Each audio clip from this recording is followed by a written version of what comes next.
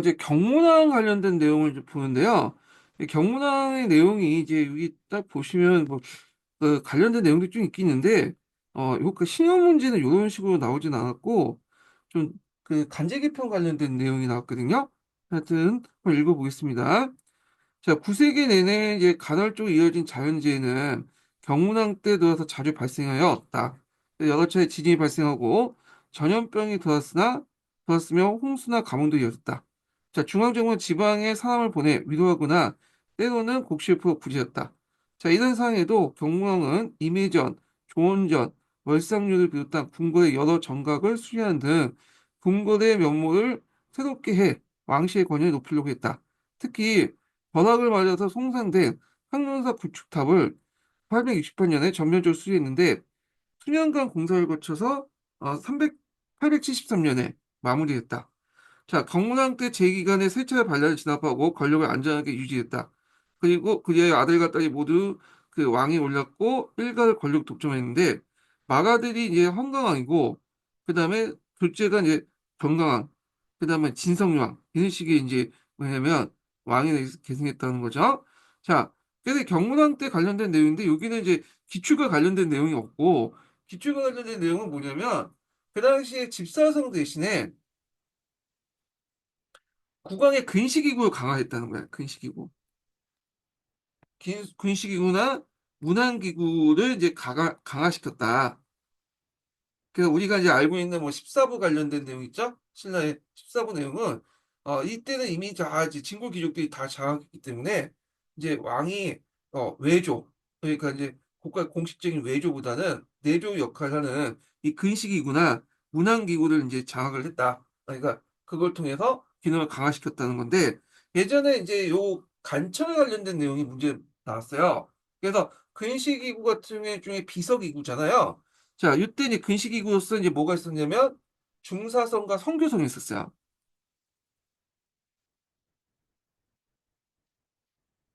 그다음 문안기구로서 이제 뭐가 있었냐면 서서원과 숙문대가 있었죠. 예. 그래서 공사년 기출 문제에 이 서서원 관련된 내용이 나왔어요. 서서원 간첩을 쓰라고. 그래서 요거 아마 쓰신 분들이 거의 없었을 거예요. 그때 제가 이제 임용시험을 봐서 이제 합격했던 때거든요. 그래서 그때도 저 서성은 쓰지는 못했고, 그래서 하여튼 그 나중에 이제 답안이 알려져 갖고 좀 논란이 있었는데, 이 서성원이 이제 예전에 관련된 답안으로 설정됐어요. 그래서 이제 육두품들 주로 이제 요게 임명했죠. 예. 그래서 신라 하대에 들어가면 집사성을 비롯한 이 14부들이 실질적으로 이제 다 그 진골귀족들이 완전히 장악했기 때문에 심지어 집사성조차도 왕권을 보좌해주지 않고 진골귀족의 대변자가 돼버린 거야. 그러다 보니까 왕이 어쩔 때는 이 근시기구와 문안기구 같은 내조를 강화했다. 그래서 그때 예전에 시험 문제에 나왔던 것이 육두품이 이제 이렇게 임명한 서서원 관련된 내용 나왔죠. 요것만 좀 기억을 해주시면 될 것 같습니다. 자, 그 뒤에 넘어가서 진성여왕을 좀 볼게요. 진성왕 때. 자, 이때는 이제 신라 이제 하반기 때죠. 그 뒤에 얘기했지만 농민반란이 일어났잖아요. 우리나라에서 이 농민반란이 크게 이제 세 번에 걸쳐서 일어나요. 크게 보면 첫 번째 크게 일어났던 시대가 남할 여초 시기죠. 우리가 알고 있는 여기 나오는 어, 그 원종 예논회당 같은 것도 있고 두 번째 시기가 고려 중기 때 무신집권기 때야. 무신집권기 때 각지에서 농민반란이 일어났잖아요. 그 다음에 이제 마지막으로 볼 게 이제 뭐냐면 19세기 때, 19세기 때 예, 밀란도 일어나죠. 뭐 진주 밀란 등등 해가지고 임순 농민분기 같은 것도 일어났잖아요. 그래서 이 세 시기가 상당히 되게 중요해요. 예. 그리고 이제 요게 이제 시험 문제 한 번씩 나왔거든요. 그래서 요게 이제 밀란 세 시기 좀 기억을 해두시고요. 자, 진성여왕 때 들어가면서 그동안 이제 조금씩 약화됐던 중앙정부의 기능이 완전히 무너졌다. 그러니까 진성왕은 이제 각각 위용과 크게 있는데 위용하고 진성왕의 이제 관계는 어떤 관계냐면 삼촌하고 조카의 관계야. 이 조카하고 얘 삼촌이거든요. 그러니까 그 당시에 근친혼이 상당히 행해졌다는 걸 볼 수가 있어요. 자, 크게 위지하다가 그가 세상을 떠난 후에 미소녀를 이제 뭐냐면 끌어들여 정사를 맡겼다. 참고 이 위용이라는 사람은 여기 밑에 보시면 알겠지만 삼대목이라고 해서 여기 안 나있네. 삼대목이다 갖고 이제 이런 시가를 만들었다고 그래요. 삼대목. 그래서 이제 이게 삼국사기인가 삼국유사에 발행됐다고 했는데 여기 문학이니까 그냥 건너뛰고. 자, 그래서 이제 그 당시 이제 뭐 요 내용이 있는데 여기 건너뛰고요. 요 부분을 이제 볼게요. 자, 889년에 지방의 조세를 걷어 보내지 않아 재정이 궁핍했고 요 부분이 중요하죠. 왕이 사신을 보내서 독촉하자 전국 곳곳에 도적이 별대쯤이 나왔다.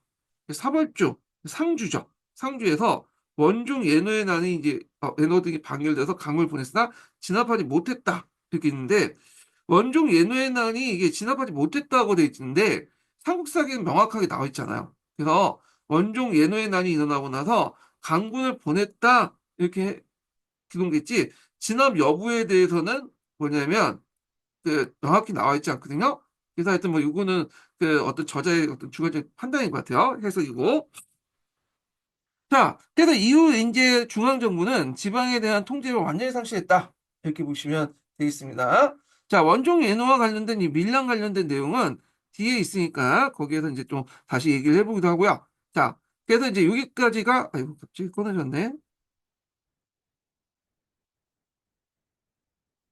음. 자, 여기까지가 이제 신라하대 정치사항 관련된 내용이고요.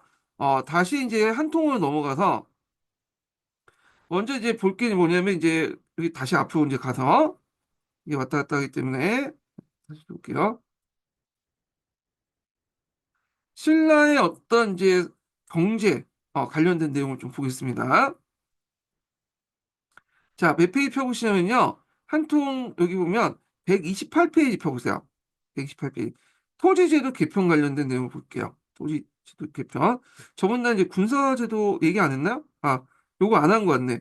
행정제도 관련된 내용. 행정제도 관련된 내용을 보고 여기 할게요. 정치제도 정비.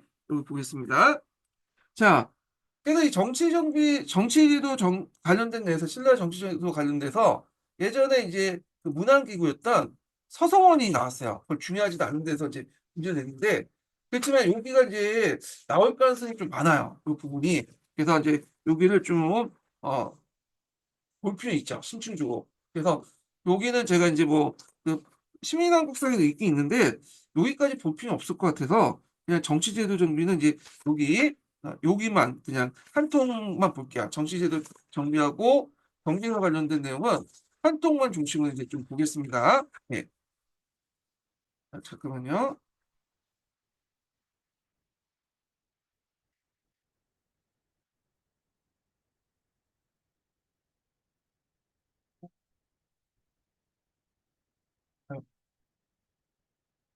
자, 삼국을 통일한 신라는 확대된 영토를 인구를 통치하기 위해서 보다 정비된 정치제도 필요했다.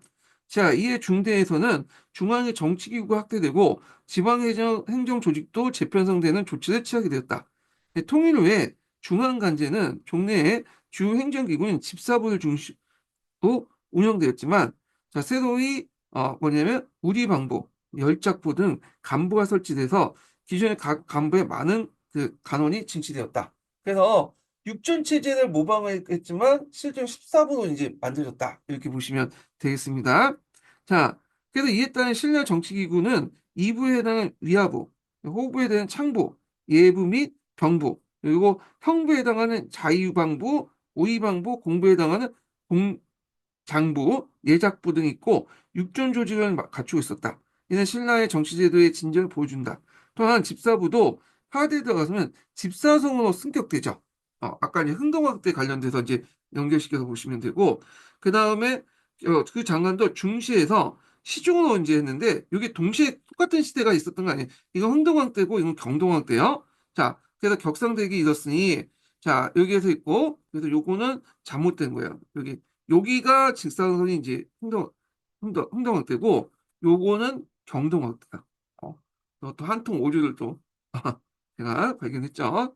예, 이거는 경동학대. 그러니까 아마 한화 정책이 이단으로 이제 이름이 바뀐 것 같아. 그냥 요게 이제 중국식 표현이거든요. 예, 중시 시중 이렇게 있는데 자, 하여튼 있고, 이것은 이제 집사선의 점차 여러 간부의 총괄 기능을 하는 기능이 확대된 데서 생긴 변화였다. 그래서 이제 이렇게 있고, 근데 총괄이라는 건 이제, 여러 관청들 이제 이렇게 총괄하는 거잖아요. 그러니까 이제 학교에 따지면 교무부, 요 정도 업무인데 실제로 완벽하게 총괄했다고 보기는 어려워요. 예. 자, 이에 따라 통일신라 중앙증권은 집사성 증시 확대 정비되어 운영되었다. 그래서 요 밑에 14부 관련된 내용이 있는데, 자, 일단은 이제 좀 보면, 자, 여기 보면 이제 그 집사 부인데 원래 이제 집사성을 기준으로 이제 얘기하면 국가의 기밀 사무를 담당하죠. 어. 그래서 이제 보통 삼성 제도를 모방했다고 해도 실제로는 성이 그래서 집사성밖에 없어요. 네. 그 다음에 또 부가 있는데 이 부가 두 개로 또 나눠. 여기 보면 부족부자가 있고 간청부자가 있죠. 그래서 이제 이 부족부에 관련된 것은 이제 진고에서 이제 간등제 있죠. 예전에 진골제도나 간등제 연관시켜서 이제 나온 거고 그래서 이제 뭐 병부, 창부, 그다음 예부, 창부 이렇게 있는데 주로 이제 뭐 군사, 외교, 재정 이렇게 담는 중요한 부서들은 진골 귀족들이 장악했다 이렇게 보시면 되겠습니다. 그다음에 여기 보면 부는 간청 부자잖아요. 그래서 이제 쭉 있는데 뭐 여기 그 조부는 뭐 공부, 그다음에 승부는 마정 뭐 이렇게 이제 각각 있죠. 여기 눈여겨볼 게 뭐냐면 여기에 이제 그 영객부라가 있어요. 영객부. 연객부.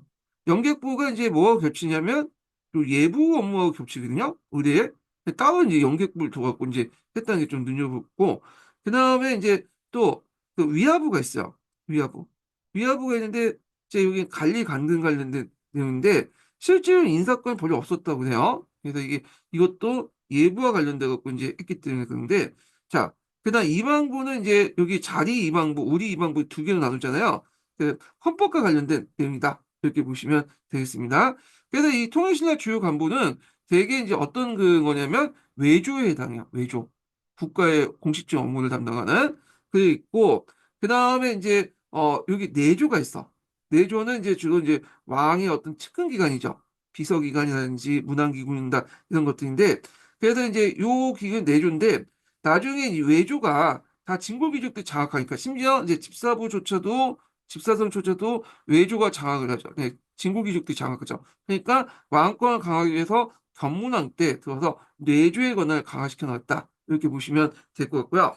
자, 그 다음에 여기 보면 이제 자리 방법까지 하면 13부인데 하나 빠진 것 같죠? 여기 시위부가 빠졌어. 시위부. 그래서 14개 부서가 있고 육전체제를 모방해서 했지만 육전체제를 모방하고 삼성 육부제를 모방했지만 좀 한계가 있다라는 걸 좀 기억을 해주시면 될 것 같고 요게 이제 한계일 수도 있고, 그러니까 이게 한계라는 게 이제 지방 중국의 제도와 비교해서 한계지만 또 이제 우리 나름대로 특수한 특성도 있겠죠.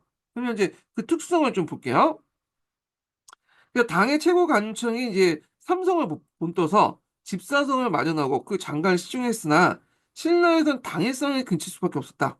그리고 시중의 지위도 낮았으니 이는 정통적 상대등 제도가 존재했기 때문이고 진골 귀족들이 우위가 있기 때문이죠. 그래서 보통 이제 승급을 하려면 승진하려면 어떤 식으로 승진했냐면 일단은 시중, 그 다음에 병부정, 그 다음에 상대등 이렇게 올라가요. 예. 참고로 시중이나 뭐 이런 사람도 왕권을 보좌했다고 해도 실제 이 출신은 그 육두품이 아니에요. 예, 이들은 주로 이제 진골 귀족들이야. 진골 그 밑에 차관급만 육두품이고 기간 자체가 이제 왕권을 보좌하는 거였다. 중대 때는. 근데 하대 때는 그런 기능을 못했다. 이렇게 보시면 될 것 같아요. 자, 중앙간직도 당의 육전체제. 여기 육전체제는 주례에 나와 있는 거죠. 모부하였지만 그대로 실시되지 못하였으니 가령 관리의 간등을 간직한 위하부의 기능이 당제 2부와 큰 차이가 있다는 거 있죠. 그래서 위하부가 원래는 이제 뭐 하는 기관이 인사를 담당하는 건데 인사를 이제 담당하는 기능을 제대로 못해. 2부가 이제 6부에서 2부를 하잖아요. 근데 2부가 없고 위하부가 이제 담당을 돼 있지만 실제 그 역할을 못하고 보통 인사권 같은 건 예부에서 장악해서 이제 했다. 이렇게 보시면 되겠습니다. 그래갖고 이거는 뭐냐면 이제 골품제 안에서 하다 보니까 여기가 이제 주요 부서죠. 그러니까 주요 간직들 여기에서 임명하고 여기에서 뭐 중하위 간직들 요 정도만 임명 보조적인 존재였다. 이렇게 보시면 되겠습니다. 자, 신라의 간부는 그 격에 따라 성 다음에 부와 부가 있는데 이 부의 권한이 커요. 예, 부족적인 부가. 자, 그래서 골품제 제약에 따라 관리 인사에 일이 적었던 신라에서는 격이 나는 위압으로 충분했던 것이다. 그리고 주요 이제 여기는 중하위간직, 여기는 뭐냐면 고위직. 근데 이제 실질적으로 이제 인사권은 예부에서 이제 관리가 이제 담당하지만 실제로는 이제 행사할 리가 없죠. 왜? 여기는 이제 세습지이기 때문에 굳이 뭐 할 필요 없어. 행정문서만 담당하고 이제 여기 중하위직만 담당하는 이 정도 해석을 하시면 돼요. 예. 자, 이와 같이 신라제도의 특성은 귀족세력의 대표인 상대 등과 병부 위주의 이제 정통의 권력 구조의 지속과 당제를 그대로 채용할 수 없었던 신라 사회의 미숙성이 그 원인이었다. 이렇게죠. 그래서 신라 제도가 왜 이런 특징을 보이고 있나 정치제도 하면 일단 두 가지 쓰시면 되겠죠. 귀족세력의 대표인 상대 등과 그다음에 병부 위주의 지속, 상대성과 병부의 지속 권력 구조, 그 다음에 당제를 그대로 채용할 수 없었던 신라사의 미숙성 이렇게 이제 보시면 되겠습니다. 이때 미숙성이라는 것은 요거는 이제 당을 기준으로 본 거야. 그래서 이제 그게 뭐 있어? 골품제죠, 골품제. 골품제가 존재하기 때문에 이런 기능들이 여기에서 이제 여기가 뭐냐면 주요 기능을 담당하고 여기 나머지는 보조적인 역할을 했다. 그래서 그걸 보면 위화부의 역할을 볼 수 있죠. 위화부는 어차피 세습제이기 때문에 그걸 기능이 없고 그래서 인사권을 제대로 행사하지 못하고 그 다음에 잠깐만요. 여기는 뭐 중하위직 그 관리들의 어떤 관리만 하고 여기도 마찬가지고 고위직 관리 여기에 이제 집중적으로 이제 하고 인사권이 세습됐다 이렇게 뭐 이렇게 보시면 되겠습니다. 자, 시종은 한 명이었으나 기타 간부의 장관은 대개 2인이었으며 이것이 그들의 정치 존재로 정책 결정에 참여하고 실무에 참가하는 신한과 경등 이하의 간에서 맡겼다. 얘네들은 육두품이죠. 이 시종이나 이 사람들은 다 뭐냐면 높은 거는 뭐다? 어, 그 계층이고요. 자, 그리고 진골계층들의 어떤 이제 권력 특징을 볼 수 있는 게 뭐냐면 복수제와 겸직제야. 이게 무슨 말이냐면 자, 진골귀족들이 자신의 권한을 강화시키기 위해서 서로 겸직을 해요. 예. 그리고 또 뭐냐면 또 자기끼리 복수를 해요. 어떤 간층에 두 명의 장관 임명해서 이렇게 권력을 나눠먹는 거죠. 예. 상호 견제라는 의미 있지만 이런 복수제와 겸직제 같은 경우에는 이 독점 체제를 그냥 강화시키기 위한 책이었다. 이렇게 보시면 되겠죠. 자, 그 다음에 이제 지방제도 관련된 내용을 좀 보겠습니다. 자, 원래 이제 신라의 지방제도는 간등 조직은 크게 이제 경위와 외의로 나눠지잖아요. 그래서 경위는 중앙간직, 그다음 외의는 지방간직인데, 자, 그래서 여기 중앙에 임명하는 진골 귀족들이죠. 진골이나 뭐 육두품 같은 국인들이 임명했던 곳이고, 외의는 이제 뭐냐면 지방간직으로서 노인들이 이제 주로 임명한 그 간직들인데, 나중에 이게 통합이 되죠. 통합이 되고, 그래서 이제 경위 외의가 통합되고 지방간 같은 경우에도 다 이제 뭐 중앙에서 이제 파견되고 그 밑에 있는 이제 촌주 같은 사람들은 이제 뭐 외의 말단에만 차지하는 그런 형태가 된 거예요. 자, 그러면 내용을 보면요. 신라는 685년 구주 오소경의 지방제도를 마련했다. 자, 구주는 신라 경내와 옛 백제 땅 그리고 옛 고구려 남부를 각각 세 주씩 두어서 구주를 완성했다고 하지만 실제 통일된 신라 5주를 바탕으로 백제와 가야 지역을 4주를 설치해 구주를 만들고 새로 편입된 고구려 땅을 북방해주에 편입시켰다. 이렇게 말하지만 기존의 땅에다가 그냥 고구려 영역 3개를 배정했다는 거야. 네, 이런 식의. 해가지고 이제 이렇게 해서 구주를 만드는데 이 구주에 이제 설치해서 볼 수 있듯이 일통사만 의식도 보인다. 이렇게 보시면 되겠죠. 그래서 내용도 이제 보시고요. 그래서 요에서 이제 요 관련된 내용이 있으니까 각자 읽어보시고 자, 그리고 이제 구주의 명칭들이 있으니까 여기 보시면 될 것 같아요. 구주 명칭. 그래서 이 구주는 이제 원래 원칙이 이건고 이걸 이제 개정을 했죠. 하나정치에서 이걸 경동왕 때 했다가 다시 원래 명칭으로 이렇게 돌아가게 되죠. 예. 주치라는 것은 이제 여기 보시면 주치는 뭐하는 거예요? 여기 주의 주요 도시 명칭, 오늘날 도청 소재지 뭐 이런 것들 보시면 되는데 자, 이런 것들 이제 같이 보시면 되겠다. 예우드릴 필요 없고요. 그다음 오소경을 볼게요. 오소경 같은 경우에는 예전에 그 신라 때 삼소경 제도가 있잖아. 이걸 이제 학대 개편을 했다고 보시면 될 것 같은데. 그래서 오소경 위치 보면 금강경, 중원경, 부경경, 소원경, 남원경 뭐 등등등 있어요. 예. 그래서 있고 여기 좀 눈여겨볼 게 김해라는 곳에 금강경을 설치했죠. 이 금강경은 이게 통일신라 때 명칭이에요. 그러니까 삼국시대 때 그 금강경이라는 건 존재하지 않았어요. 예. 그래서 금강이라는 그 지명도 없었고, 그래갖고 후에 이제 금강가야라고 불려지잖아요. 그러니까 이거는 통일신라 시대 명칭을 갖다 붙인 거예요. 삼국유사 쓸 때. 예. 그래갖고 이제 있고, 실질적으로는 이제 그 다른 사서, 중국 사서에 보면 구야국이라고 하죠. 구야국. 예. 그래서 하여튼 이렇게 있는데, 자, 그러면 이제 계속 읽어보겠습니다. 자, 여기 보면 주의 장관은 자, 661년에 군주에서 총관으로 이제 고치고 다시 도독으로 이제 계칭했다. 자, 이게 어떤 의미가 있냐? 자, 군주라는 건 딱 보니까 군사 군자니까 뭐겠어요? 예. 약간 군사적 성격이 강하잖아요. 삼국시대 때는 지방장관이 행정관과 군사관 군사령관 역할을 동시에 했다고 했죠. 자, 근데 이제 이거를 뭐냐면 시간이 지나면 도독이라고 해서 도독은 당나라 시대 때 이제 일종의 행정관이죠. 네, 도독부 할 때 도독이 있죠. 자, 그 종래 군사적인 성격에서 민정장관 성격으로 바뀌었다면 나타났다. 뭐 그렇다고 해서 완전하게 바뀐 건 아니고 상대적으로 볼 때 이제 그렇다. 이렇게 이제 보시면 되겠습니다. 자, 주미 때 군과 현을 설치했는데 통일 전에 군과 총성을 이제 개편한 것이다. 이렇게 했는데 여기 눈여겨볼 게 뭐냐면 통일 전에는 삼국시대 때는 기본 행정 단위가 성이었어요. 성. 예. 근데 이제 통일 후에는 군과 현 밑에 촌을 뒀죠. 그래서 이게 좀 약간 말단 행정기구의 명칭이 바뀌게 되는데 자, 삼국사의 지지에 의하면 전국 군현이 129군, 그다음 305현이었다. 자, 군에는 군의 장관으로서 군태수가 있고 현에는 현령, 그다음에 또는 소수가 있었는데 이들은 외관은 모두 중앙에서 파견된 관료로서 통일신라 지방제도가 중앙집권으로 나타났다. 자, 특히 주와 군의 관찰 기구만은 외사정 있죠. 문무왕 때 파견되는 건데 이게 중앙집권적 성격을 더욱 강화시켰다. 이렇게 보시면 되겠습니다.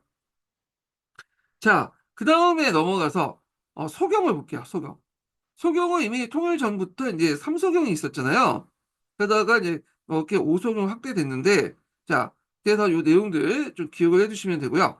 신문학 때 보통 오소경이 확립됐다고 얘기하지만 실제 확립된 건 경동왕 때 이 중앙소경이 개칭되면서 오소경이 완성됐다고.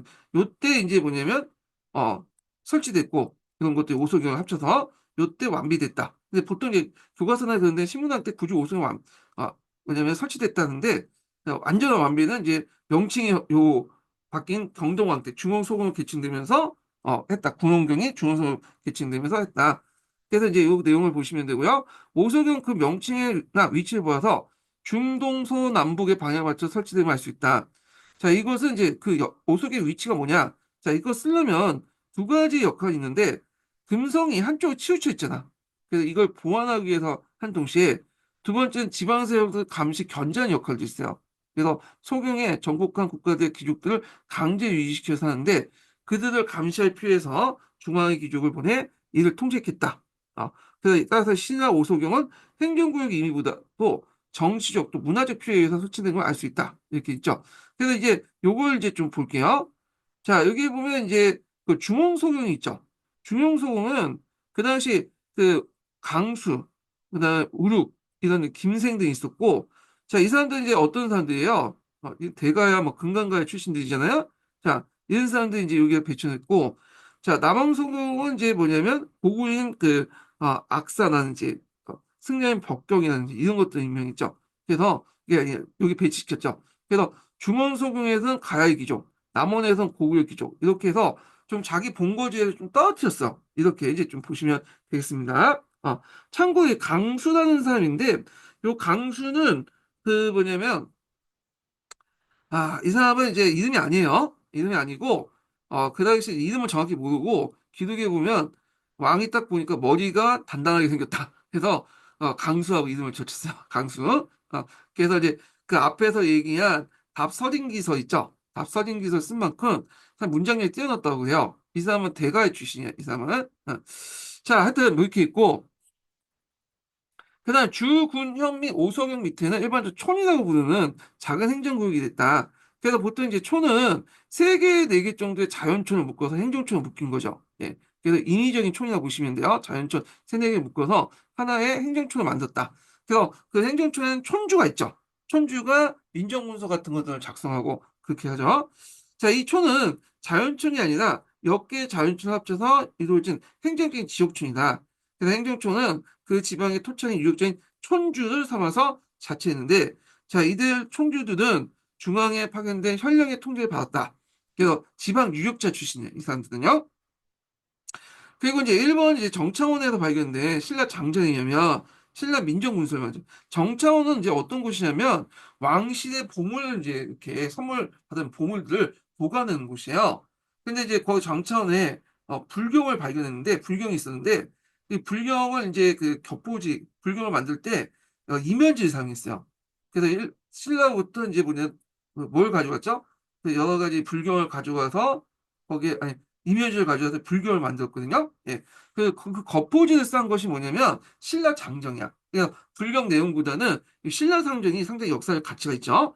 그래서 그 내용, 신라 장정 관련된 내용에서 이제 뭐냐면 요 당시 촌의 구조와 관련된 내용이 적혀 있어요. 신라 장정 관련된 내용은 뒤에 있으니까 거기에서 보고 여기에는 촌이 어떻게 구성되는가 이렇게 볼게요.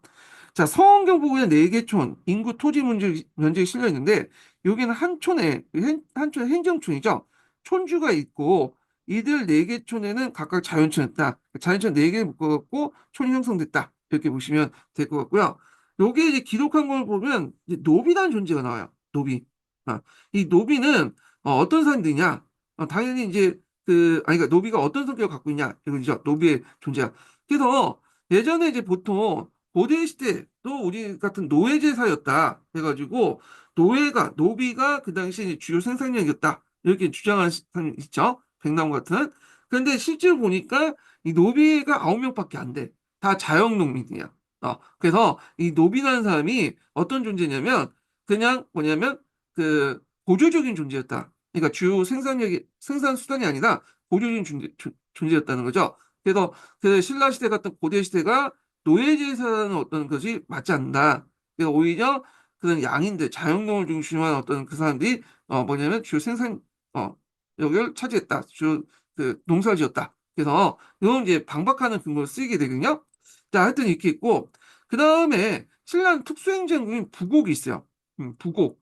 그래서 여기 부곡만 돼 있지만 단지는 향도 있다고 그래요. 향과 부곡이 어떤 역할을 하냐. 그래서 두 가지 서 있어요. 하나는 뭐냐면 항소 부곡처럼 그 당시 이제 뭐냐면 천인세의 것이다. 천인들이 모여서 온 것이다. 고려시대 때 항소 부곡민들을 천민 취급했잖아요. 근데 이에 대해서 이제 신라의 항복은 뭐 고려의 항소국과 달리 양인들이 있을 것이다. 이렇게 있어요. 예. 근데 여기에서는 이제 주로 여기 천인설, 노비설 채택을 했어요. 여기 천민들 집단이다. 항소부국이. 자, 계속 있는데 이 양인설 채택하는 사람들은 이제 주장을 보면 요 한가 부국이라는 것은 9년을 재편하는 과정에서 이게 짝두입 땅들 있죠. 9년까지 이제 재편될 수 없는 그런 짝두입 땅들을 묶어가지고 향가 부국을 만들었고 거기에도 관리를 파견했다는 거예요. 그래서 참고 고려시대 때는 항소부국을 관리를 파견하지 않았죠. 예. 자, 그래서 있는데 이건 양인설이 아니라 천민설. 이렇게 했기 때문에 요 천인설에 따라서 이제 기록이 되는 거예요. 여기는 서술이. 자, 그거는 일반 군영과 달리 소구의 정복 과정이 이루어진 피정복 집단이나 전쟁포의 집단 거주지를 재편성한 곳으로 그 주민은 천민을 여겨졌다. 예, 이거는 이제 천민설에 입각해서 했다는 거. 자, 그래서 이제 주 군현의 토착인들은 를 임명하여 외관을 보장했다. 보통 정근대 시대 때는 간과 리가 다른 거 아시죠? 이거는 여러분들 상식적인 거죠. 관리라고 할 때 간이라는 것은 중앙에 파견된 간직을 가진 사람들을 얘기하고 리는 이제 항토에 거주하면서 이 관리를 보좌해주는 행정적 보좌하는 사람을 리라고 해요. 예. 그래서 간과 리가 뭐냐면 분리돼 있죠. 자, 이들 토착세력들 통제하기 위해서 그들을 상경시켜 간부의 일을 맡게 했는데 이게 상수의 제도죠. 상수의 제도. 그와 유사한 제도가 이제 그 고려시대 때 기인 제도죠. 근데 기인 제도 같은 경우는 상수의 제도는 토착세 때 촌주가 가서 이제 한 방인데 기인 제도는 호족들의 자제가 들어가서 이제 하게 된 거야. 그래서 역도 수행하고 그다음에 뭐 여러 혜택도 받고 있는데 이건 나중에 좀 얘기할게요. 그래서 기인 제도에서 부여된 역은 나중에 항역으로 이제 바뀌게 되는데 이건 나중에 다시 설명하겠습니다. 자, 그 다음에 이제 군사 조직의 재편성을 보겠습니다. 자, 신라의 군사력은 통일 전쟁을 수행하는 과정에서 급격히 팽창했는데 삼국통일이 완료되자 군사 조직의 재편성을 필요하게 됐다. 이 재편성에 이어서 중요한 방향이 된 것이 전제 왕권의 밑받침이 되는 중앙군에 강화했다. 자, 이렇게 이제 개편된 새로운 중앙 군사 조직이 바로 서당이었다는 거죠. 원래 이 서당이라는 구서당이었다. 서당이라는 곳은 특수권이었는데 이게 통일신라 때문에 이제 중앙군이 된 거예요. 자, 여기 보면 구서당의 구성을 좀 볼게요. 자, 구서당의 구성에서 눈여볼 게 뭐가 반영됐나? 4만 1통사상이 반영됐다. 음. 요거와 연결시켜서 보세요. 민족별로 구성됐죠? 그래가지고 이제 요런 게 나와 있어요. 뭐 신라인 부대도 있고 고구려인 부대도 있고 고독 이렇게 있고 이런 것들. 이 고구려인 부대는 말과 고독국 관련된 내용이죠. 요거 예전에 한번 시험에 나왔으니까 기억을 해두시고요. 자, 그래서 서당이나 모병에 의해서 조직된 군대였어. 그 당시 이미 통일 전부터 있어 왔는데 통일 후에 신문왕 때 구서당이 이제 완성됐고 이들 왕경에 주둔하면서 뭐냐면 국왕에 직속된 특수부대의 성격을 띠고 있었다. 자, 구서당은 통일 후에 고구려, 백제, 말갈 등 고구려인까지 포함해서 보독고기인까지 합쳐서 피종을 포함해서 편성됐는데 이들의 금, 옥김에 따라 색깔에 따라서 부여된 명칭이 구별됐다. 옥김 색에 위하여 부대 명칭을 정한 것은 구서당이 국왕에 직속된 이론적 군사 조직을 나타난 것이다. 옥김색의 이름이 뭐냐? 왜 이런 식으로 명칭이 정했냐? 여기 보면 있죠. 이런 식으로 색깔을 따라서 정했잖아요. 자, 그 이유가 뭐냐면 국왕의 직접적인 일괄적인 군사 조직이 나타난 거다. 이렇게 쓰시면 될 것 같아요.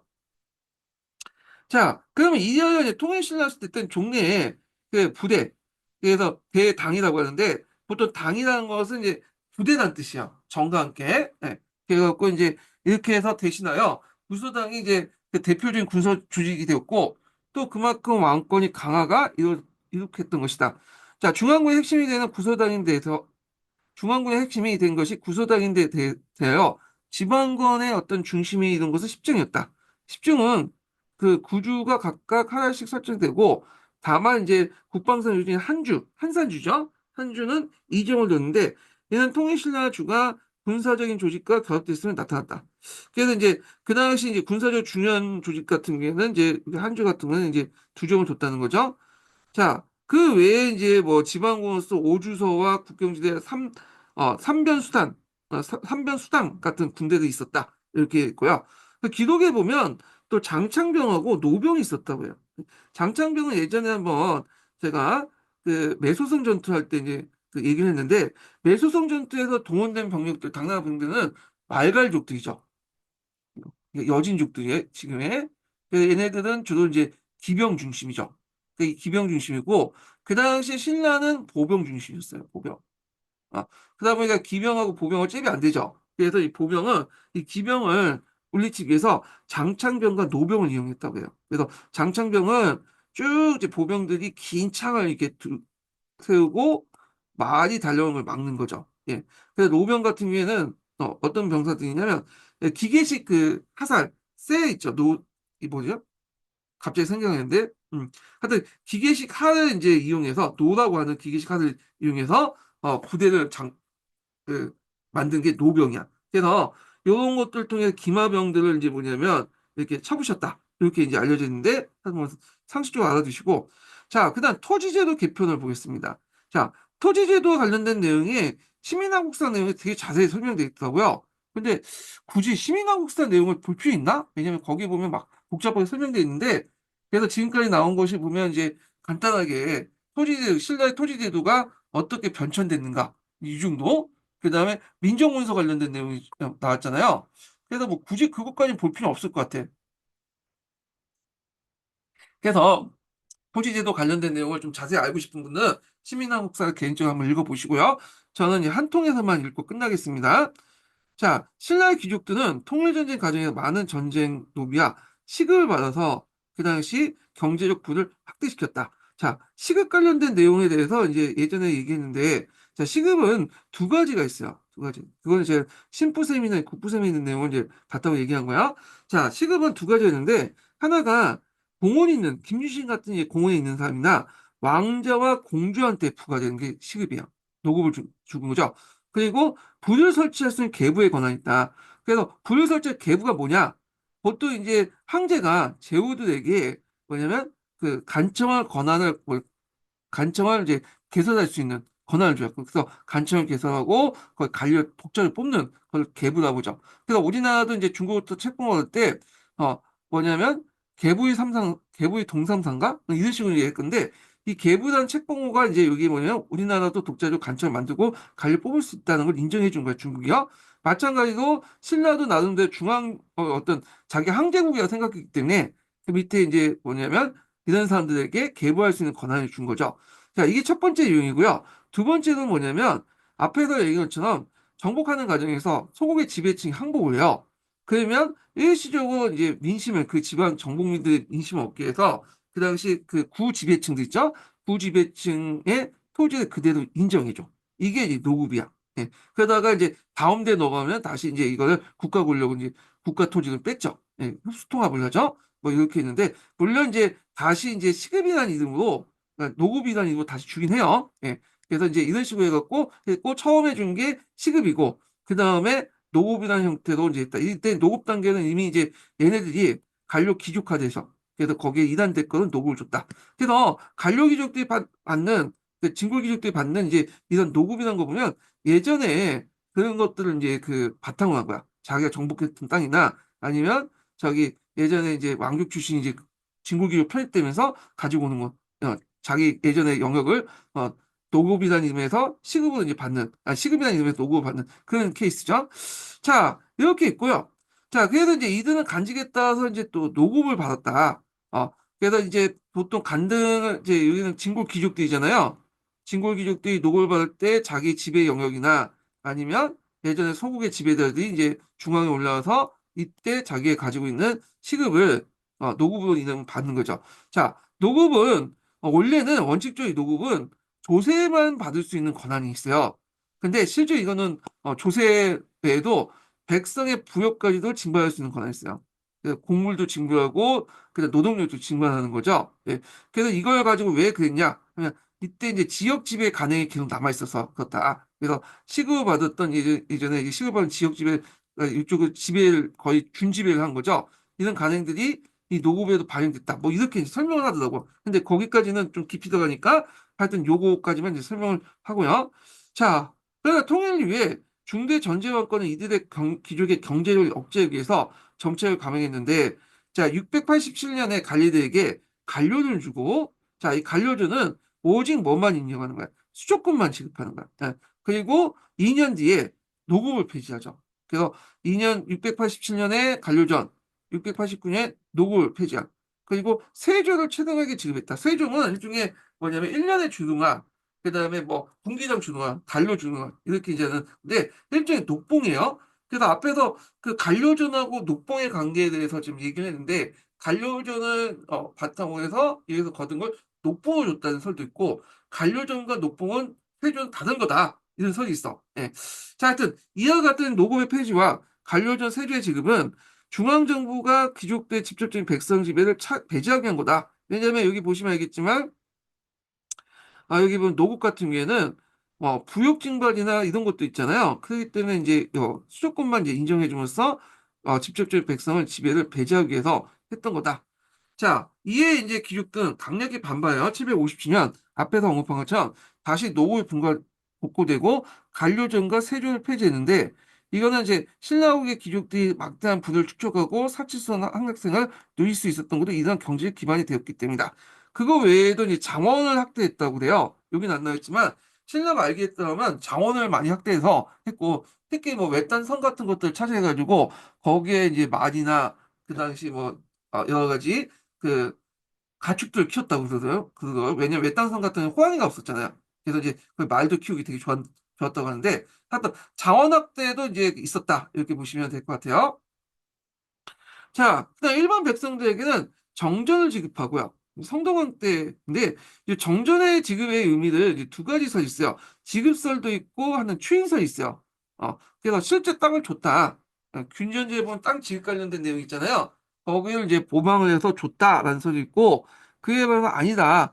기존에 가지고 있는 백성들 갖고 있는 민전을 그냥 왕토 사상에 입각해서 정전을 추인해 준 거다. 그래서 이제 있어요. 그리고 나머지 이제 안 갖고 있는 사람들에게 뭐 항문이만 좀 나눠줬다. 뭐 이렇게 해서. 근데 학계에서는 되게 보면 추인설이 이제 뭐냐면 대세다. 이렇게 보시면 되겠습니다.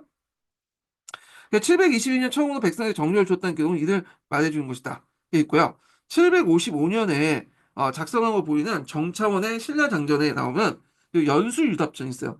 이게 연이라는 것은 뭐냐면 자연어야. 그 다음에 여기에서 수답이라는 것은 자연어가 받은 뭐겠어요?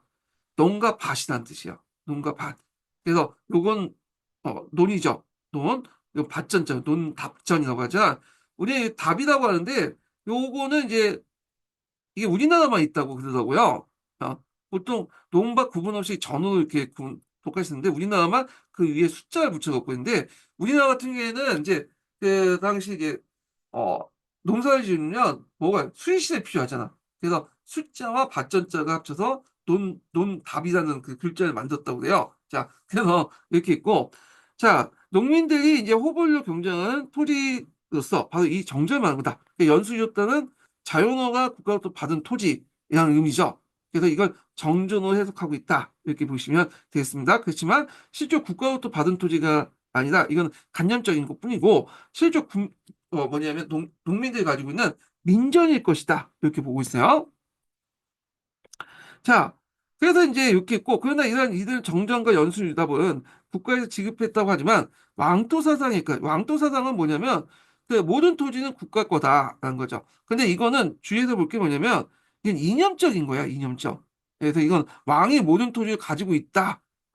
라고 이제 국가를 직역하는 것보다는 이념적으로 해석해야 돼요. 그래서 왕이 통치권을 행사하고 있다는 거죠. 그리고 또 뭐냐면 왕이 토지 소유를 그러니까 토지의 어떤 권한을 제한한다는 공개념적 이미지, 왕이 모든 그 민정까지 다 그 토지다. 이렇게 의미가 아니에요. 그래갖고 지금도 그렇잖아요. 예를 들어서 내가 어떤 섬을 샀다고 해서 소유권을 갖고 있다고 해서 그 이 소유권에 대한 통치권 행사하는 거 아니죠. 예, 통치권이라는 건 주권에 관련된 문제고, 요거는 뭐야? 내 그 재산상의 문제고, 마찬가지로 이거는 통치권 관련된 문제고, 우리가 생각하는 민전이나 이런 것들은 이제 재산권 관련이기 때문에 이걸 그대로 해석하면 안 된다. 그래서 이념적이고 통치권 행사한다는 식으로 토지 소유권하고 관련이 없다. 이렇게 보시면 되겠죠. 자, 하여튼 이건 관념적인 것 때문에 이렇게 해석하시면 되고 실제로는 농민들이 원래부터 소유하고 경작된 토지에 대한 권리를 국가가 인정받고 국가부터 그 대신에 국가에게 조를 납부하는 방식을 취했다고 생각한다. 추인설이죠. 자, 그래서 신라의 그 농민들은 조상으로부터 물려받은 토지를 정전이라는 이름으로 왕토사사니까 정전이건 경작하고 대신 조를 납부한 많은 자연농민이 대부분일 것이라 보고 있다. 그래서 정전은 민전이고 연수유답전이다. 이렇게 있고 또 민전은 소유권은 민이 갖고 있다. 이렇게 보시면 돼요. 심지어는 왕조차도 자신의 이제 뭐냐면 필요에 따라서 이제 토지에 필요하면 민족에 필요하면 돈을 줘야 돼. 이런 건 매직권에 나와 있고 예전에 한번 기출문에 나왔어요. 이 부분에. 자, 그래서 이제 이렇게 있고 요 관련된 내용 한번 읽어볼게요. 그래서 연수유적단이 국유지로서 농민에 분급한 것이 아니라 촌락농민이 이전부터 소유하고 있는 토지를 법제에 추인했다는 점과 그 면적이 총량마다 매 정마다 평균에 있어 매우 커다란 차이이 있었다는 본 것이 분전제를 부정하는 견해다. 왜냐하면 그 당시 이제 그 면적이 이제 총량마다 이제 이게 다르다는 거는 똑같이 나눠줬다는 거 아니야. 그래서 토지가 어떤 사람이 많을 수도 있고 적을 수도 있잖아요. 이런 것들은 이제 볼 때 이건 나눠준 것이 아니라 추인해줬다. 이렇게 이제 보시면 되겠습니다. 자, 그래서 이제 이렇게 있고 그 신라장전에서 연수유답 외에도 간모답이라든지 내시정답이라든지 촌주유답 같은 것들이 명치 나와요. 그래서 간모답에 뭐냐면 그 소주의 국가에 들어가는 그 관유지고 내시정답은 내시정이나 관리에게 했던 관료주의고 촌주유답은 촌주에게 할당된 토지였는데 그때 이 토지는 모두 촌민에게 경작되었다. 이렇게 보시면 돼요. 근데 이걸 좀 이해하려면 그 당시에 이제 그 조세를 납부하는 방법을 이제 아셔야 되는데, 자, 고려나 조선시대 때는 조세는 어떻게 나빠요? 토지에 따라서 이게 나빠하잖아. 또는 호에 따라 나빠져. 개인이 나빠하는 거야. 근데 그 당시에 이걸 보통 이제 생산물 지세라고 좀 하는데, 하여튼, 화폐납, 음, 화폐납이나, 그 생산물로 납부하는 그런 방식이잖아요. 그 지세를. 그래서 이제 이런 식으로 이제 하죠. 근데 그 상고시대, 고대시대 때는 그렇게 납부를 하지 않았어요. 어떤 식으로 납부하냐면 개인이나 토지나 호에 따라서 이제 나는 그 납부하는 게 아니라 마을 공동체에서 공유지가 있어요. 공유지가 있고 그 외에 이제 민전이 있죠. 예. 이 공유지에 가서 이제 돌아가면서 노동을 하면서 납부하는 거야, 자기가. 그래서 공유지에 생산된 땅들, 거기에 생산물은 국가나 그 관리에게 가는 거죠. 그래서 앞에 얘기한 것처럼 내시경닭 같은 경우에는 내시경한테 가고 감모담은 그 국가한테 들어가고요. 이렇게 이제 하게 되는 거죠. 그래서 민전과 공유지가 있고 공유지에 있는 땅들이 뭐냐 생산된 것은 국가나 관리대에게 수조권을 받은 관리대에게 납부한다 이렇게 했죠. 그래서 보통 이제 이건 우리나라뿐만 아니라 다른 나라도 동의해요. 처음에는 이렇게 노동지세를 냈다가, 그러니까 지대도 노동지대를 냈다가, 그 다음에 나중에 뭐냐면 생산물 지세를 냈다가, 그 다음에 화폐납으로 바뀌죠. 이런 게 세 단계 거쳐서 바뀐다. 이렇게 보시면 되고요. 여기에 좀 눈여겨볼 게 뭐냐면, 촌주의답이야. 촌주의답. 자, 촌주의답은 요거는 뭐냐면 공유지가 아니에요. 마을 공유지. 여기 보면 이제 감모담이나 내시경담은 마을 공유지거든요. 근데 촌주는 공유지가 아니라 이건 촌주가 가지고 있는 땅이야. 촌주도 이제 백성이기 때문에 촌주가 갖고 있는 민전이라고 보시면 되죠.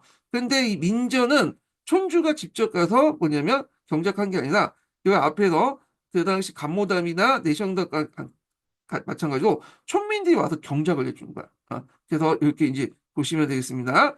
그러니까 이 촌민들은 자기 연수유답을 경작할 수확을 거두는 대가로 이들 토지를 공동 경작하는 일종의 요역이다. 그러니까 노동지대를 납부했다. 그래서 이제 좀 기억을 해주시면 될 것 같고요.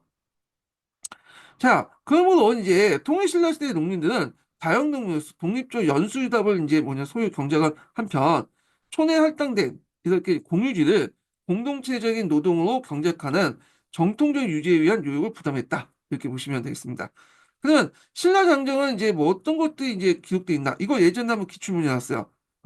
그 신라 장정에 기록된 것들이 뭐고, 그리고 왜 정부가 신라 장정을 이제 만들었나? 이런 것들이 있는데, 자, 여기 보면 이제 결부지했던 토지 면적 위에도 호수라든지, 이거 자연호죠? 자연호의 호수, 인구수, 음화수, 그다음 뽕나무, 잣나무, 포도나무까지 다 기록했어. 그래서 이걸 3년마다 변동사항을 적어가지고 이제 촌주가 이제 위에서 적어서 이제 올리는 거죠. 여기에 눈여볼 게 결부지에 있던 토지 면적이거든요. 여기 보시면 알겠지만 여기 이제 다 결부로 돼 있죠. 네, 결부로. 명칭이 결과 여기 부 이렇게 있는데 결부라는 명칭은 결부 속파의 이제 뭐냐 줄임말이야. 결부 속파. 음. 그래서 이제 원래 이제 결부제는 이제 고려나 조선시대 때는 생산량의 의미죠. 예. 근데 이때는 토지의 비육도 낮고 농업 생산이 낮기 때문에 그 당시에는 앞에 얘기한 것처럼 그 당시 이제 인두세가 주요였고 호세 일종인 지세는 주요 세금이 아니었어요. 그러다 보니까 이제 부차적으로 보시면 되는데 이때는 비육도 낮고 그렇기 때문에 이 당시 토지의 비육도에 따라서 생산량을 가지고 얘기하는 게 아니라 절대 면적을 가지고 얘기해요. 절대 면적. 그때 경경은 절대 면적의 의미다. 근데 이게 비옥도의 의미가 바뀌게 된 것은 언제 때냐? 고려 중위 후기 때. 나름대로 이제 생산량이 올라가면서 토지의 비옥도가 차이가 생기죠. 그러면서 이제 뭐냐면 이렇게 그 얘기했다. 이렇게 보시면 되겠습니다. 그래서 우리가 생각은 결국가 그때 고려 중후기 때 형성된 거고요. 여기에서는 그 절대 면적이었다. 이렇게 보시면 돼요. 자, 그래서 이외에도 이제 호수나 인구수, 음화수, 그리고 뽕나 이렇게 있고, 자, 그러면 정부가 작성한 목적이 뭐겠어요? 농민의 조세와 요역부가의 자료를 사용하기 위해서 그런 거죠. 그러니까 자기가 관심 있는 부분을 이제 조사한 거죠. 예를 들면 뭐, 그 당시 뭐, 그 농민들이 똥을 몇 번 쌌냐? 그런 건 조사 안 하죠. 예. 그래서 이런 것들 좀 기억을 해두시면 될 것 같아요. 이거 기출에 나왔던 거예요. 이거.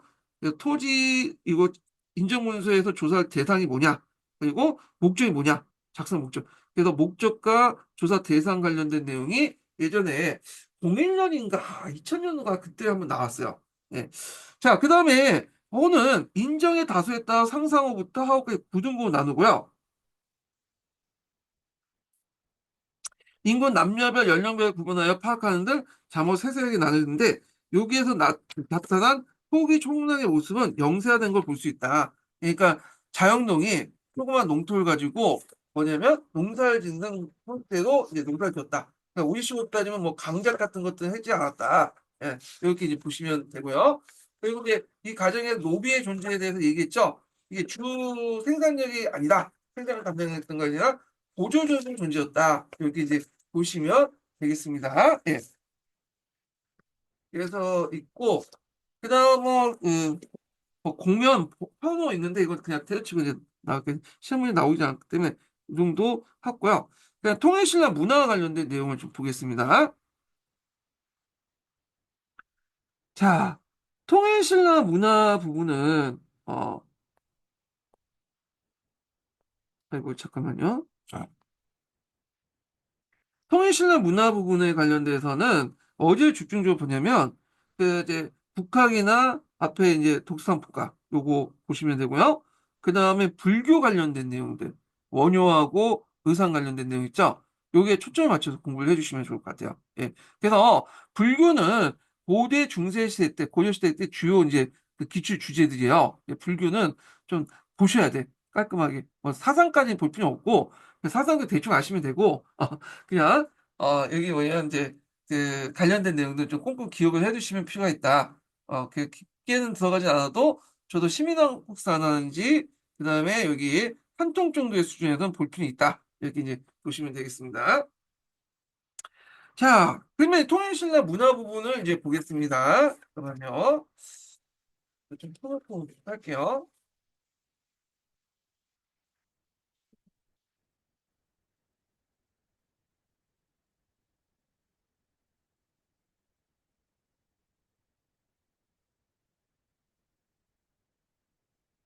자, 통일신라는 그에 확대된 사회적 기반과 경제생활 안정을 토대로 뭐냐면 새로 편입된 고구려, 백제의 문화를 융합하여 하나의 민족 문화를 확립하는 데 성공했다. 또한 성당 문화. 자, 이 성당 문화는 뭐냐면 당나라 문화를 크게 세 식으로 나눠요. 네 식으로 나누죠. 그래서 이제 네 식으로 나누고 초당, 그 다음에 성당, 중당, 만당 이렇게 네 식으로 나누거든요. 그 중에 이제 현종 때, 당나라 현종 때 시기를 선당이고 요때 우리가 이제 뭐 알고 있는 이제 이백이라든지 두보라든지 유명한 시인들이 요때 나왔던 거죠. 그래서 당나라 문화 중에 제일 전성기는 이 성당 문화라고 하잖아요. 그래서 이 성당 문화를 중심으로 그 당시 외대 문화를 흡수 가미함으로써 보다 다양한 세련된 문화를 발전시켜 나갈 수 있었다. 그래서 이러한 통일신라의 문화 진흥 가운데 가장 두드러진 건 유학의 발달이었다. 이렇게 있죠. 그래서 이제 이때 이제 성당 문화 적극적으로 받아들였는데 여기는 좀 긍정적으로 얘기를 하고 있지만 그거에 대한 비판도 많았어요. 그 당시에는. 그래서 우리가 이제 앞에서 얘기한 것처럼 그다음에 훈요 10조에서 그 내용이 나오죠. 방풍을 그대로 모방했다. 그래서 비판을 했죠. 요거는 뒤에 이제 훈육 10조 할 때 좀 얘기할게요. 요 관련되었고 09년에 한번 기출문제 나왔던 거거든요. 그래서 요거와 연결시켜서 이제 좀 봐주시면 되겠습니다. 예. 자, 그 다음에 이제 또 볼게요. 통일신라 때 유학이 발달했다. 이렇게 해서 근데 통일신라 때 유학의 특징은 한마디로 얘기하냐면 뭐냐면 포방했다 정도예요. 예. 그래서 유교의 어떤 정치 이념으로서 포방을 했지. 예전에 말한 것처럼 호방했지 본격적으로 이제 정치 인형으로서 받아들이지 않았다. 본격적으로 그게 이제 특징이에요. 예. 그래서 이게 너무 네. 자, 그래서 이 당시에는 아까 얘기한 것처럼 유교를 어떤 측면에 받아들이냐면 주로 도덕적 윤리적인 측면에서 받아들였어요. 이게 이제 특징이거든요. 예전에 한국사 능력검증 시험에 그 관련된 내용이 한번 언급돼 있더라고요. 예. 그래서 요 정도만 파악을 해주시고, 그러면 본격적으로 정치인으로서 받아들인 건 언제 때냐? 고려시대 때죠. 고려시대 때. 자, 그러면 좀 보겠습니다. 자, 통일신라 시대 때 유학이 발달하였음은 유교경제 갈등 교육기관의 정비에서 볼 수 있다. 자, 682년, 네, 북학을 설치하였는데, 여기에서 교과를 세 개 나누고 박사와 조교를 두고 교육을 담당했다. 자, 그래서 신문학 때 설치된 거죠. 이때 가르치는 교과 내용은 논어나 혹용 등 교과 공통 과목하고 그 예전에 공무원 시험 보니까 요때 뭘 공통 과목 했는가 문제까지 나오더라고. 예, 좀 유치한데. 자, 각각의 예기, 주역, 자전, 그다음 모시 시경을 얘기해요. 상서, 문서 같은 상가를 그 전공 과목 삼으로써 유학에 진행된 걸 당연한 일이다. 이렇게 있는데, 참고로 여기에서 나올 때, 보통 우리 사서오경이라고 하잖아요. 여러분 다 아시겠지만 정리 좀 해볼게요. 이 사서오경이 뭐냐고 시험 문제 안 나오겠지만 사서는 뭐죠? 사서는 논어, 맹자, 그다음에 대학, 중용이잖아요. 이게 사서예요. 그래서 대학 중용은 이제 뭐냐면 얘기 한 편을 이제 따가지고 이제 만든 거죠. 주제가 이렇게 책으로 독립된 책을 만들고. 그러니까 이 사서는 주로 이제 성리학에서 되게 강조되는 거야. 그래서 성리학이고 신유학이라고 하죠. 이 성리학을. 그래서 이제 사서 집주라고 해서 그 당시 그 뭐냐면 주자가 새롭게 이제 이걸 책으로 이렇게 해갖고 줄을 갖다 붙였죠. 그래서 예전에는 과거 시험 때 이 사서집주 달라 외웠었어요. 그다음 오경은 뭘까요? 오경은 시경, 서경, 역경, 그다음에 예경, 그다음에 춘추 이렇게 있고요. 그다음에 요게 육경까지 이제 플러스 시키는 거있는데 육경은 악경이 있어요. 악경. 음악과 관련된. 지금 악경은 남아있지 않죠? 그래서 지금 남아있는 게 이게 5개인데 자, 이 5개는 이제 공자가 편찬했다고 보고 있어요. 공자가. 어, 공자가 이제 편찬한 거거든요. 공자가 지은 게 아니라 그래서 예전 기록을 바탕으로 해서 공자가 정리를 했다. 이렇게 보시면 되겠습니다. 자, 그래서 이제 있는데 자, 이게 이제 보통 우리는 사서오경이라고 하는데 중국에서는 십상경이 훨씬 더 알려져 있어요. 십상경. 십상경이 뭐냐? 요 일단은 오경이 들어가 있죠. 시경, 서경, 역경, 예경, 춘추 이렇게 있는데 자, 예경도 이렇게 크게 3가지가 있어요. 뭐냐면 주례, 의례, 그다음에 예기 이렇게 있고 춘추도 전이 있죠. 이게 너무 짤막하기 때문에 주가 있거든요. 그래서 춘추 자시전, 그다음에 자시전, 공량전, 그다음에 공양전. 춘추 공양하고 관련된 거죠. 자, 거기에다가 이제 또 플러스가 있는데 노노가 있고요. 그다음에 맹자가 있고요. 예, 여기다가 그리고 이제 앞에서 이제 대학과 중용은 원래 이제 얘기의 한 편이죠. 여기 얘기 한 편이기 때문에 건너뛰고 그다음에 증자가 썼던 호경이라는 게 있어요. 호경. 예. 되어 있고 그다음에 이양가 뭐 이게 그 한문 백과사전 같은 것도 있어요. 그래서 이게 십상경이라고 하는데 세어보면 하나, 둘, 셋, 넷, 다섯, 여섯, 일곱, 여덟, 아홉, 열, 열하나, 열둘, 열셋. 예, 이게 십상경이죠. 그래서 십상경을 이제 자주 사용해요. 이게. 그래서 요거 유교 경전은 상식적으로 알아두세요. 이렇게 나눈다는 거. 자, 그래서 이제 있고, 앞에서 얘기하죠. 하대 때, 원성학 때죠. 원성학 때 국학을, 독서상품과를 가지채용 시험을 제도를 마련했고, 독서의 성적에 따라서 3등급을 나누어 인재를 등록했는데, 그 과목은 위에 열거된 국학의 교육 내용과 오경, 삼사, 제자백과, 이런 설도 있다. 그래서 독서상품의 설치는 동네 이제 골품 위주의 관리 등용을 지향하고, 유학의 교양에 따라서 능력 위주의 제도를 마련한 것이었지만 이게 목적이에요. 근데 한계도 있죠. 이게 예전에 한계 시험문이 나왔죠. 골품제도 강경하게 유지되고 있었던 신라에서 재기를 과제를 못했다. 그래갖고 육두품들이 독서 상품권을 통해서 관리가 이제 되려고 해도 정해진 더 높은 간등을 가질 수 없죠. 왜냐하면 이미 이제 이들은 신분제 한계 때문에 올라가는데 한계가 있잖아요. 그러다 보니까 독서상품의 원래 의미, 뭐 관리를 이제 뽑아가지고 한다는 의미가 별로 의미가 없어. 그냥 다 세습지이기 때문에.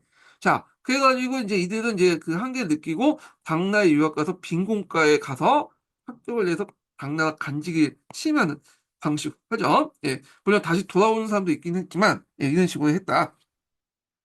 자, 그래서 국학의 설치와 이제 독서상품의 설치는 유학의 발달과 많은 유학자의 배출을 가능했다. 이렇게 했고요. 자, 요거 다음 넘어가기 전에 두 번째 인증문을 알려드릴게요. 자, 두 번째 인증문 얘기는 안 했죠? 두 번째 인증문은 51번입니다. 두 번째 인증문 51번이에요.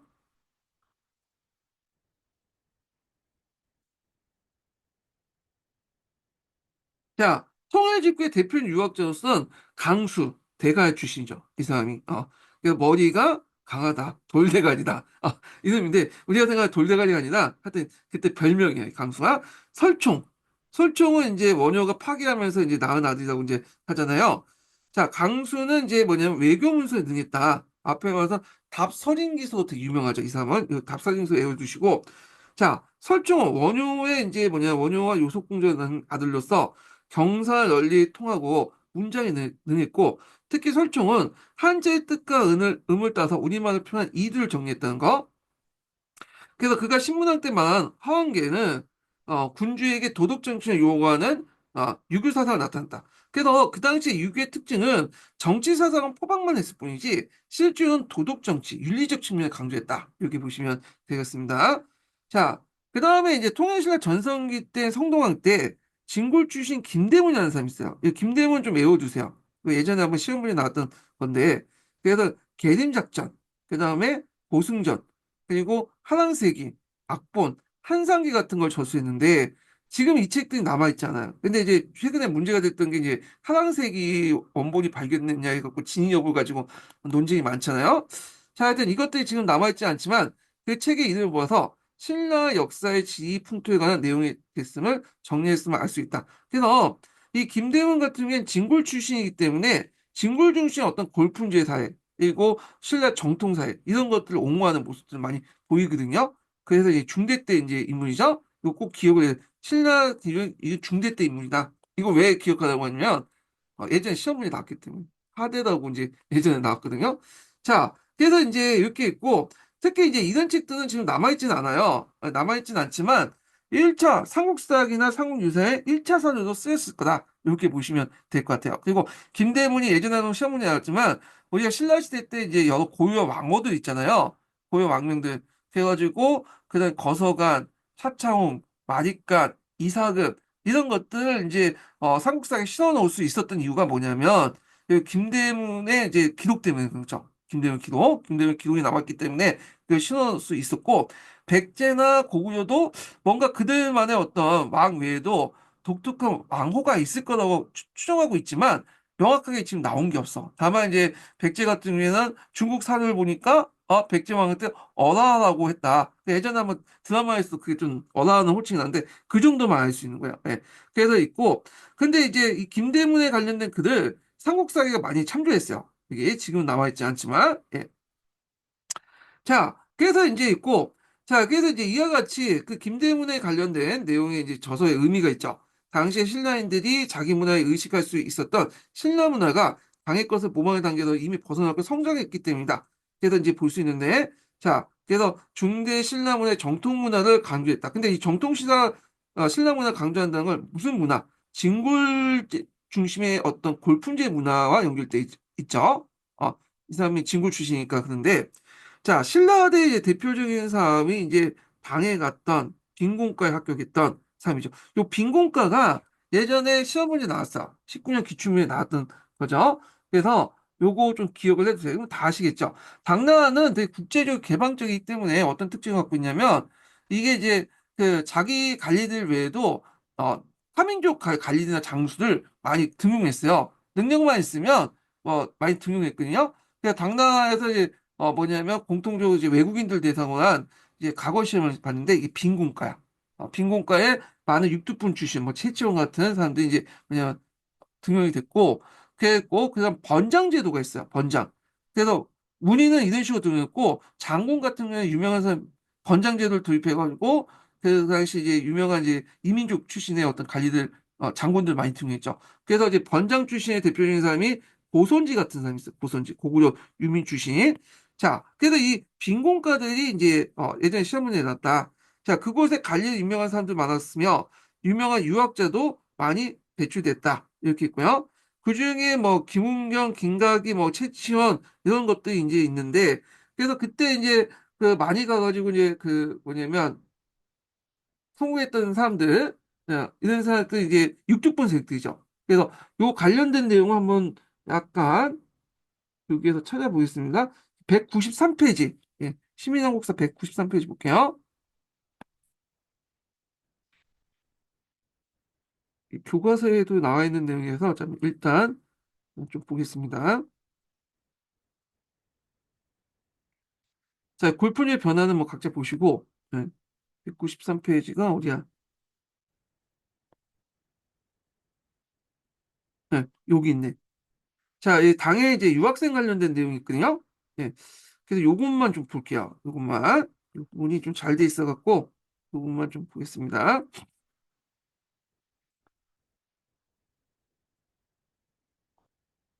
자, 당에 국학에 입학한 학생들은 한 번에 3명에서 5명에서 또 10명 정도였으며 10년간 공부한 후에 돌아오는 것이 일반적이었다. 그중에 당에서 빈공과에 보죠. 당에서 외국인들 학생들 대상으로 실시한 과거 시험을 빈공과다. 이렇게 보시면 되고 고려시대 때도 이제 외국인 학생을 대상으로 우리나라도 빈공과가 있었어요. 예. 율수연회가 율수연 헌인을 지낸 최치원이 대표 중입니다. 최치원은 이제 빈공과 합격해서 여기 이제 뭐냐면 당나 간직도 하게 되고 그다음에 항소의 난이 일어나니까 토항소 검문 같은 걸 또 저수하게 됐죠. 자, 빈곤과 합격자 수의 석차를 두고 바레나 일본의 학생들이 경쟁을 했고요. 그건 뒤에 나중에 얘기했고요. 자, 빈곤과 출신의 승진과 활동에도 제약이 적지 않았으므로 당에서 짧은 관료생활을 도모한 후 기국회 간직 생활이 많았다. 그래서 제약이 좀 적지 않았다는 건 제약이 좀 있었다는 거죠. 그래서 간직 생활하는 사람도 있었다. 자, 이렇게 보시면 되고 자, 귀국간 유학생은 주로 지방관이나 문안직에 임명했다. 이거 좀 기억해 주세요. 음. 예전에 공사년 기출문제 나올 때, 요 문안직 관련된 서서원이라든지 비서기구에 이제 임명한 내용도 있죠. 여기에 이제 주로 유투품들 주로 임명했어요. 그때 경문왕 때, 일인데. 자, 그 당시에는, 중앙 간직들이 대부분 이제 외조들이 진골기족들이 장악했기 때문에, 심지어는 중서성조차도, 진골기족이 장악했기 때문에, 이걸 통해 왕권을 강화할 수 없었죠. 그러다 보니까 이 유투품 세력들을 이제 문안직에 임명해서, 비서관 임명해서, 그 뭐냐면 왕권을 강화했다. 그래서 이 기간이 원래는 내조였죠. 그렇지만 내조 기간인데 외조 기간을 감찰할 수 있는 권한을 또 주고 하거든요. 주게 되는데 자 하여튼 이렇게 있다. 그리고 예전에 국주 관련된 예문에서 뭐 언급됐기 때문에 좀 기억을 해주시고요. 자 이거 뭐 그냥 본쳐지지 않는다. 이게 좀 삐죽 삑사리 낀 거는 본쳐지지 않았어. 이게 버전판이 좀 위거든요. 그래서 고쳐질 거라 생각했는데 계속 이거 오류가 나오네요. 자, 유학 장려체 정책 유학 장려 정책에 따라서 많은 유학자들이 배출되는데 실력을 통해 신분의 한계를 넘어서려는 육두분 출신이 많았다. 그래서 통일 전쟁기에 활동했던 강수는 외교 문서를 잘 지었고 그래서 무여왕과 문무왕의 존중을 받았으며 원효의 아들이었던 설총은 유교 경전을 우리말로 해석해 후학을 지도했다. 자, 이거는 이두를 해석했다 이렇게 보시면 이두를 통해서 해석했다 보시면 되고요. 당의 유학생 중에 도교를 접하고 심취한 사람도 있었다. 자, 김유신의 후손이었던 김함은 중국 유학 중에 도교의 방술과 둔갑술을 배우고 기국의 8세기 후반에 활약했고요. 그다음 9세기 전반에 유학한 김각이는 빈곤가의 이제 학교의 지방을 역임하다가 도교에 심취해 벼슬을 그만두고 도사가 되어 당에서 활동했다. 예전에 김각이 관련돼서 그 역사 스페셜인가 한번 다룬 적 있어요. 자, 그리고 가끔씩 이제 뭐냐면 그 동아시아 교과서인가 예전에 그 인물 관련된 내용에서 이제 다룬 적 있고 하여튼 있고 최치원도 신라의 하랑도와 도교와 비슷한 풍류를 파악했고 신라의 하랑도의 활동을 신선사상과 연결지어 언급할 만큼 도교에 대한 이야기 뿐인데 그 당시에 유학자들은 어떤 특징을 갖고 있냐면 도교 불교를 그냥 두루두루 겸했어요. 그래서 그 뭐냐 유학만 공부한 게 아니라 유교만 공부한 게 아니라 도교 불교 같은 것들 풍수지리설 다 이제 겸했던 거죠. 예, 그런 것들이 특징이 있다. 이건 나중에 좀 다시 얘기하겠습니다. 자, 여기에서 이제 신라 말기 때 육두분 출신의 유명한 사람이 뭐냐 삼채라는 사람이 있었어요. 3명의 유학자도 있었죠. 이거 외워두세요. 최치원, 최승원, 최원희 이런 사람이죠. 자, 근데 이들의 선택이 좀 각기 달랐거든요. 그래서 이제 좀 보겠습니다. 자, 최치호는 기국 후에 문필을 담당했고 지방을 연임했어요. 그리고 이제 진성 여왕에게 심우조를 이제 건의를 했어요. 심우라는 것은 어떤 그 현상에 대한 문제를 대처하기 위한 어떤 건의 이런 것들이에요. 그러니까 심우, 공사 이런 말이죠. 그러니까 현실 문제를 해결하기 위한 어떤 대책 이런 것들 이제 심우라고 하는데 자, 근데 이제 여기 기록에 보면 진성 여왕이 이걸 받아들였다고 이게 기록돼 있지만 실제로 받아들이지 못했다 이렇게 보시면 돼요. 왜냐하면 그 후속 조치에 대한 기록이 전혀 없어. 자, 그러다가 이제 말년에 해인사에 응거했고 신라의 등을 돌리지 않았다. 그러니까 이 사람은 일단은 신라의 끝까지 충성했다. 근데 최승원하고 최원희는 다르죠. 호족과 붙었죠, 이 사람은. 자, 최승호는 최치원보다 늦게 유학하여 돌아온 뒤 건원에게 가서 문필로 담당했다. 예, 있고 최원희는 이제 고려에 붙었죠. 이제 귀국 후에 집사시장을 지냈고 고려에 항복하는 경성에 따라서 개성에 따라서 문안제에 종소했고 고려 지식인들 존경받으며 선종승려대 비문을 도맡아 지었다는 거죠. 예. 그래갖고 이렇게 있는데 대개 이제 육교분들은 나중에 이제 호력대가 붙고 나중에 또 고려와 또 붙죠. 그래서 이제 고려의 이제 중반에 가면 육두분 세력들이 주도권을 장악해요. 요거는 나중에 다시 좀 얘기를 하겠습니다. 그래서 삼체 정도의 이름 정도는 외워두셔야 된다. 예. 그래서 아주 좀 기억을 해두시고 예전에 그 15년 개정 교과서인가 09년 개정 교과서에 삼체 관련된 내용이 있어요. 이 부분이. 예. 그래서 이제 육두품 관련된 내용, 삼체에 관련된 내용들 한번 이제 봤고요. 예. 자, 그 다음에 다시 이제 한 통에 들어갈게요. 예. 어디까지 했어? 예. 자, 요거 볼게요. 최치호는 당에서 이제 급제하고 여러 간절을 역임한 후에 귀국하여 진성여에게 심우 10조를 이제 올렸다.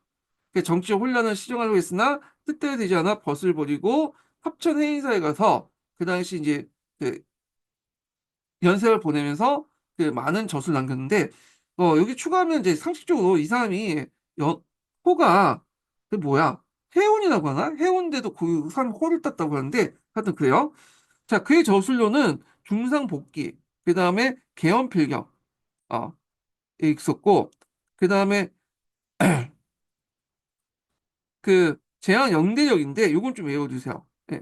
이게 삼국사기 1차 사료도 이제 있거든요. 사료를 사용했는데 이 제왕 영대력을 보고 그 당시 이제 김부식이 비판한 내용이 있어요. 이거 예전에 시험 문제 나왔는데 신라의 고유칭호보다는 왕호를 써였어요. 여기 제왕 영대력에. 근데 김부식 이걸 보고서 비판한 내용이 있어요. 비판한 내용. 예.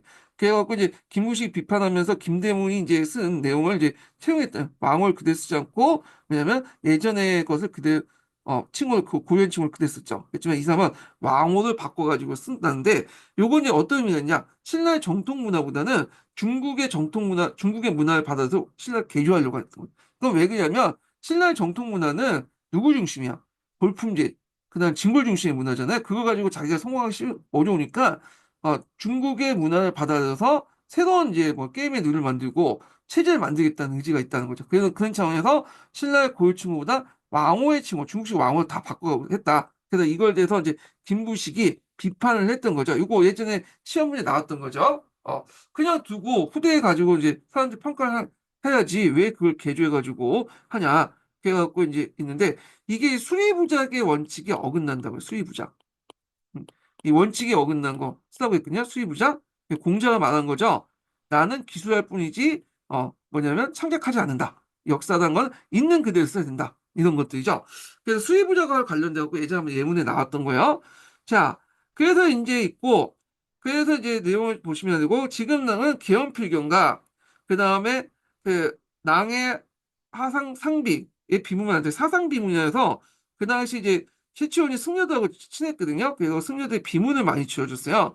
그래서 네 개 비문인데 그것만 남아있다는 거야, 지금. 그래서 이 사상 비문을 보면 유교나 선종 같은 게 결합돼 있어. 그 당시에 유교, 선종들이 따로따로 놀지 않고 서로 결합돼서 반신라적인 어떤 성격을 띠고 있었거든요. 예. 그 다음에 이제 여기 계원필경에 들어가 있는 것은 이제 뭐냐. 아, 계림필경이 아니라 제가 계원필경이라고 잘못 읽은 것 같은데, 예, 계림필경이 계원필경이에요. 자, 하여튼 계엄필경에 들어가 있는 게 뭐냐면 통항소 견문이라는 게 있어. 예. 그래서 한소에 나뉘니까 그걸 이제 뭐냐면 소분하기 위한 항소에 또 뭐냐면 그 비판하기 항소에 대한 비판과 토벌 관련된 내용을 경물 여러 사람들이 도하고 하면서 볼 수 있는 경물을 썼는데 항소가 그걸 보고 깜짝 놀라서 쓰러졌다고 하죠. 예. 자, 하여튼 이런 것도 있다. 이렇게 보시면 되고요. 자, 여기 좀 눈여겨보는 게 볼 게 이제 최치원의 사만설이야. 사만이라는 건 지금 우리가 마한 진한 변한이라고 하잖아요. 그래서 이제 했는데 그 마한은 고구려, 변한은 이제 가야, 진한은 신라 이런 식으로 인식을 하고 있는데 그 당시에는 이 사만이 그런 식으로 인식을 안 했어요. 예. 제가 잘못했네. 그러니까 지금은 마하는 백제, 그 다음에 요걸 보고 그냥 잘못 얘기했네. 마하는 백제, 그 다음에 변화는 가야, 진화는 신라 이렇게 인식했는데 이런 관념은 조선후기 때 등장한 거고 뭐 그 당시에는 그렇게 인식을 안 했죠. 예, 어떻게 인식했냐? 그러니까 다양하게 인식했어. 이건 나중에 좀 다시 정리할 텐데 그럼 최치원이 생각하는 마는 뭐냐? 사마는 뭐냐? 마는 백제가 아닌 고구조예요. 그 다음에 변화는 가야가 아닌 백제야. 그 다음에 진화는 신라고요. 그 진화는 신라는 맞는데 마한과 변환이 뭐냐면 우리가 생각하는 인식하고 좀 달라다. 가야는 빠져 있죠. 예. 그래서 이 사만선 이렇게 인식돼 있고 우리가 생각하는 사만, 마하는 백제, 변화는 가야, 진화는 신라. 이거는 조선 후기 때 이제 동국지시 이후에 이제 인식이에요. 자, 그래서 이제 이렇게 이제 봤고요. 자, 요 밑에 부분은 이제 여기까지 다 읽을까요? 예, 여기까지 읽을게요. 예. 제가 이제 시간을 좀 잊어먹기 때문에 하다 보면 정신이 없어가지고 제가 여기 알람을 맞춰놓고 지금 진행을 하고 있거든요. 그래서 최대한 이제 115분, 75분을 기준으로 해갖고 1시간 15분을 기준으로 해갖고 하는데 좀 약간 더 나가겠습니다. 그래야지 좀 진행이 될 것 같아요. 맥락이. 자, 그래서 이들 유학자 중에 육두푼 출신이 많은 것이 특징적으로 나타났다. 그래서 강사 설정이 육두푼이고 최치원이 이제 뭐냐면 음, 그 최지원과 최승호, 최원이 삼체라고 하는 거죠. 역시 그랬다.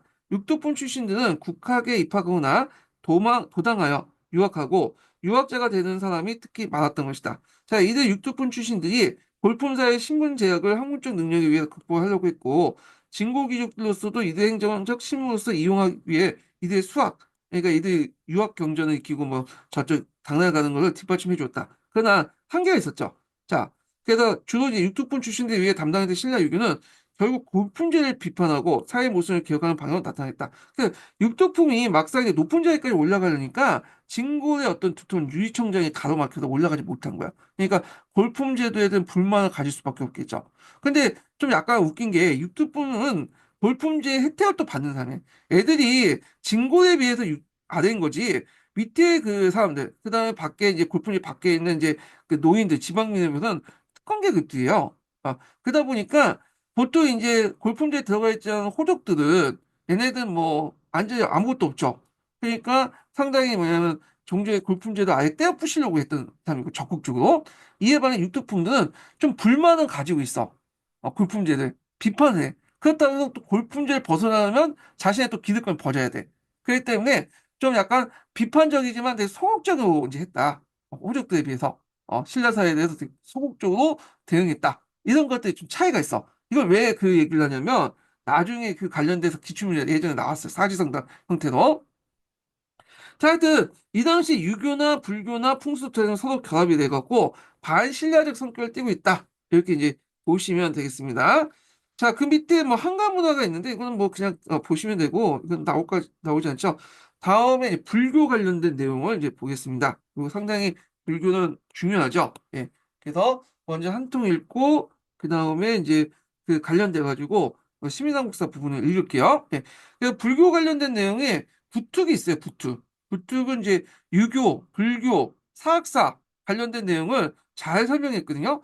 근데 최근 임용시험에서 볼 때 요 정도까지 읽을 필요 있나? 라는 생각이 있었고 빼버렸고 여기에서는 시민한국사와 한 통 정도만 읽고 이제 할게요. 자, 그래서 좀 쉬었다가 이제 진행을 하겠습니다.